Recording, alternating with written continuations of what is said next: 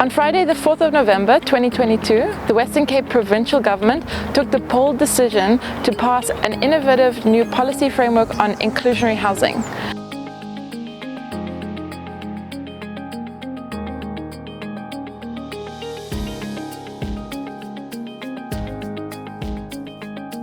This policy framework will assist municipalities in facilitating affordable homes within private developments in their towns or cities.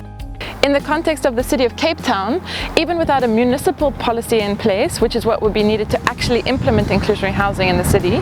we see that 16 private developments have proven that it's not only feasible to provide inclusionary housing, but actually that inclusionary housing is already here.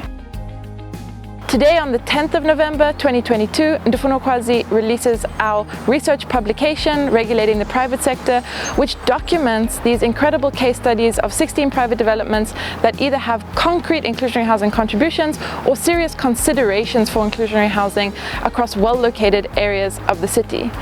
This research report covers the context of why we urgently need inclusionary housing in Cape Town to address the spatial segregation that we still live with from colonization and apartheid, but also analyzes these contributions and takes key learnings for how we could see a spatially just inclusionary housing policy in the city. A major learning that we see across this analysis is that even though there's this exciting development of private sector actors, like developers, like planners, like the decision makers from the city who adjudicate land use applications, taking up the idea of inclusionary housing.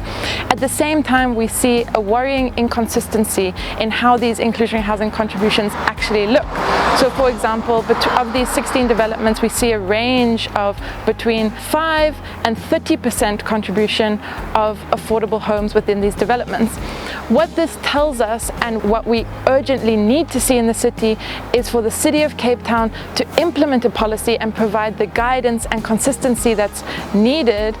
to ensure that we capture the full potential of this exciting tool in our city. You can find a link to the full report as well as a summary of the report in the description below, but also follow along for a video series where we'll be unpacking some of these inclusionary housing contributions, like in the Harbour Arch development that you see behind me, as well as in other developments in well-located parts of the city.